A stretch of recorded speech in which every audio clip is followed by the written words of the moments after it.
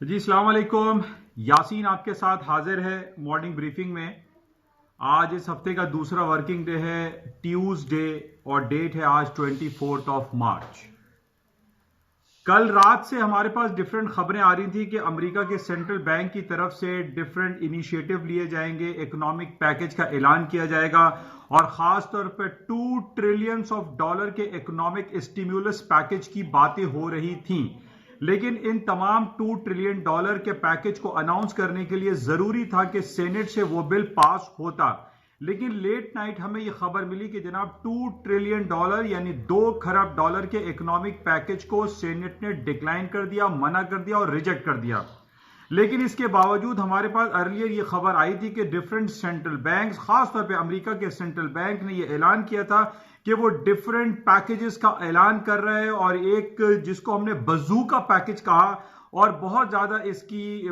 बातें हुई और इस बेसिस पे मार्केटें हायर साइड पे गई। लेकिन लेटर ऑन जब $2 ट्रिलियन के पैकेज को सेनेट ने डिक्लाइन कर दिया, मना कर दिया, रिजेक्ट कर दिया, उसके बाद हमने ये देखा कि स्टॉक मार्केटें तमाम डाउनफॉल का शिकार हो गई। लेकिन देर रात ये बहरहाल इस हवाले से पूरी दुनिया, जैसे कि मैंने आपसे कहा था कि पूरी दुनिया के सेंट्रल बैंक्स और आईएमएफ और वर्ल्ड बैंक ये तमाम सर जोड़कर बैठे हुए कि किसी भी तरीके से ये कोविड-19 या नोवेल कोरोना वायरस के हवाले से जो माशी जो बदहाली का या तबाही का हालात पूरे दुनिया में चल रहे हैं, पूरी दुनिया लॉकडाउन की तरफ चली जा रही है और पूरी दुनिया की जो बड़े बड़े जो शहर हैं वो इस वक्त लॉकडाउन का शिकार हैं और इकोनॉमिक एक्टिविटीज या फाइनेंशियल जो एक्टिविटीज हैं वो ना होने के बराबर हैं।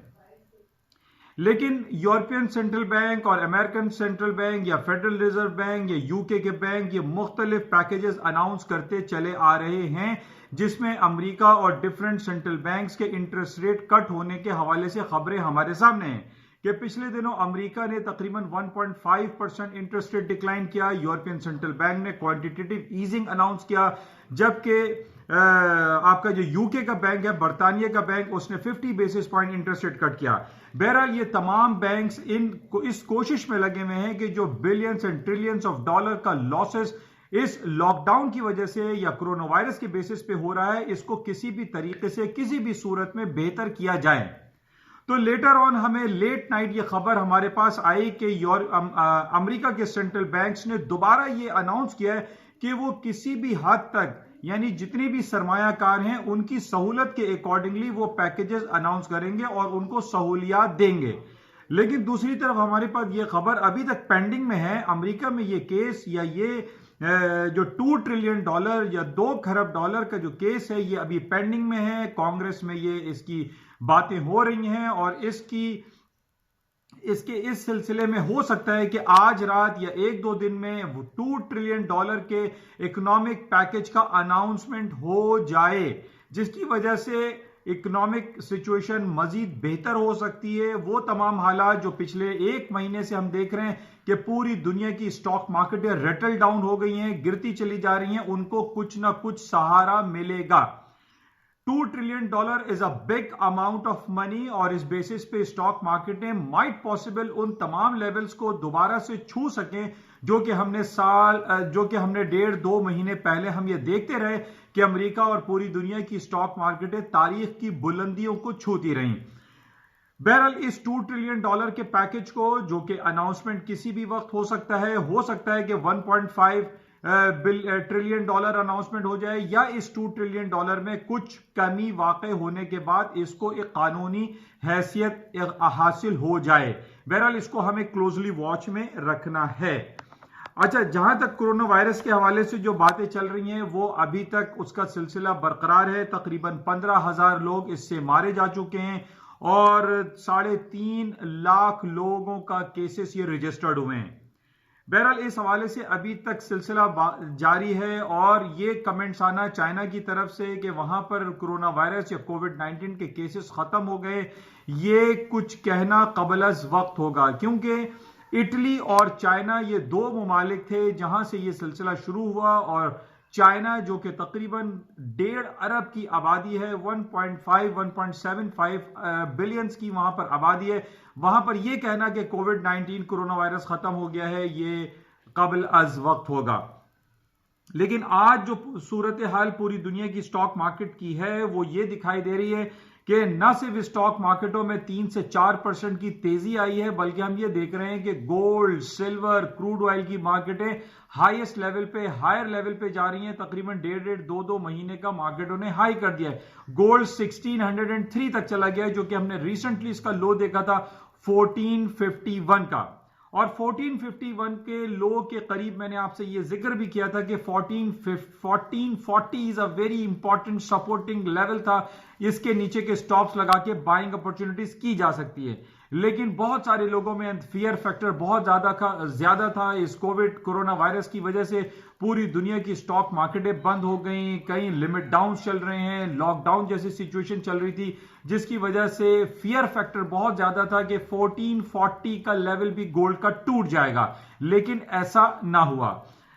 जैसे कि मैंने आपसे पहले भी ये कहा है कि हमें इन तमाम जियोपॉलिटिकल सिचुएशन या जो भी हंगामी सूरत हाल या पैंडेमिक के हवाले से जो खबरें रहती हैं, हमें इनके साथ साथ इसके पैरेलल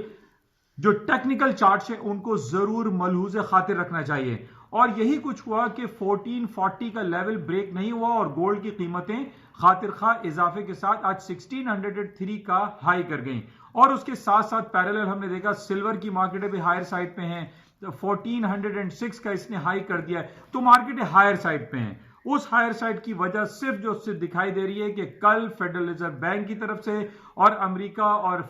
आईएमएफ की तरफ से जो डिफरेंट पैकेजेस अनाउंस किए जा रहे हैं, उसकी वजह से स्टॉक मार्केट में कुछ रिलीफ वाली सिचुएशन क्रिएट हुई है। और पूरी दुनिया की स्टॉक मार्केट, ना सिर्फ अमेरिका की स्टॉक इंडिसेस बल्कि पूरी दुनिया, इस वक्त हम ये देख रहे हैं कि इंडिया की जो स्टॉक सेंसेक्स इंडेक्स है वो भी पॉजिटिव है। हालांकि वहां पर न्यू दिल्ली में, मुंबई में और दूसरे शहरों में लॉकडाउन सिचुएशन चल रही है,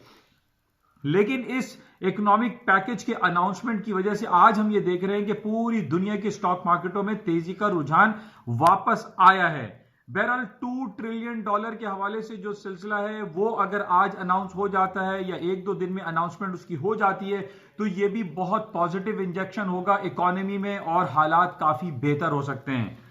जहां तक वर्ल्ड हेल्थ ऑर्गेनाइजेशन की बात है, वो अपने काम कर रही है और दुनिया को ये आगाही फराहम कर रही है कि कोविड-19 या नोवेल कोरोना वायरस से किस तरीके से बचा जा सकता है। सबसे ज्यादा जो इंपॉर्टेंस दी जा रही है इस कोरोना वायरस से बचने के हवाले से, उसमें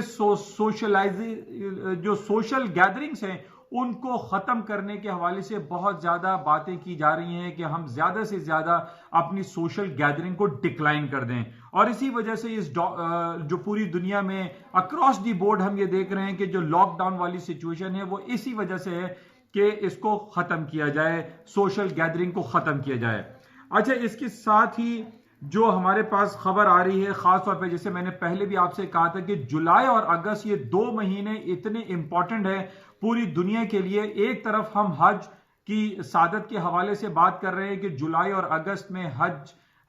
मक्का मुकर्रमा में हज के हवाले से जो लोग वहां पर आते हैं, जो जायरीन आते हैं, उसके हवाले से भी एक बहुत बड़ा डिसीजन लेना बाकी है कि क्या इस साल हज में जो लाखों लोग वहां पर हज की सादत हासिल करते हैं, क्या उसको रोका जाएगा या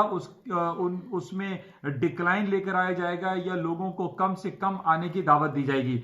दूसरी तरफ हम ये देख रहे हैं कि ओलंपिक्स भी जुलाई और अगस्त में टोक्यो में 2020 ओलंपिक्स स्टार्ट होने वाला है। आज उसकी खबर ये आ गई है, जो इंटरनेशनल ओलंपिक ऑर्गेनाइजेशन एसोसिएशन के जो चेयरमैन हैं,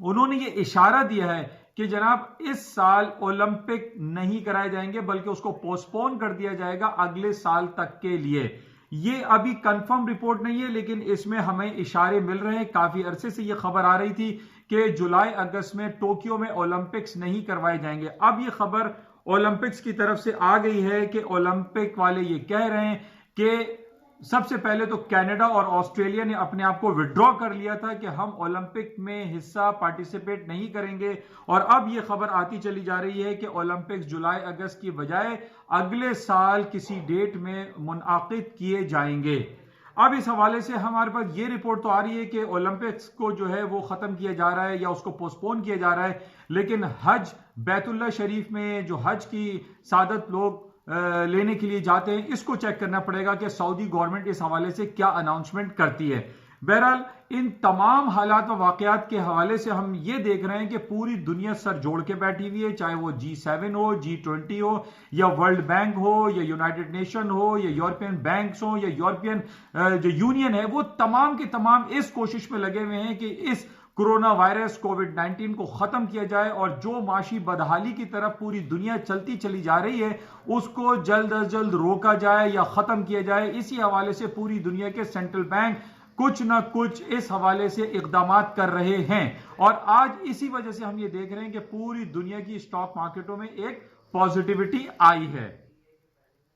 अच्छा, इसके साथ साथ हम जो क्रूड ऑयल की प्राइसेस है उसको भी हम देख रहे हैं कि कल इसने लो कर दिया था 20.80 का, यानी जो तकरीबन 20 से 22 साल का लो किया था क्रूड ऑयल ने। एनर्जी सेक्टर तमाम डाउनफॉल हो गई थी, लेकिन आज हम ये देख रहे हैं कि 24.50 तक क्रूड ऑयल की प्राइसेस आ गई हैं। उसकी वजह ये बताई जा रही है कि पिछले दिनों जो प्राइस वॉर सिचुएशन क्रिएट हुई थी ओपेक, सऊदी अरब और रशिया के दरमियान, अब ये कहा जा रहा है कि सऊदी अरब और अमेरिका के माबैन तेल की प्राइस के हवाले से कुछ मुफाहमती पॉलिसी वज़ा की जाएंगी। अब इस हवाले से हमें यह देखना है कि क्या सऊदी अरब और अमेरिका के दरमियान कोई मामला तय पाते हैं या नहीं, क्योंकि इससे कबल हमने ये देखा था कि सऊदी अरब के साथ जब रूस का एक प्राइस वॉर सिचुएशन क्रिएट हुई तो रूस ने यह बात कही थी कि अमेरिका जो अपने शेल ऑयल पे इन्हिसार करता है उसकी कीमतों को भी बढ़ाना चाहिए, ज्यादा होने चाहिए। इसी वजह से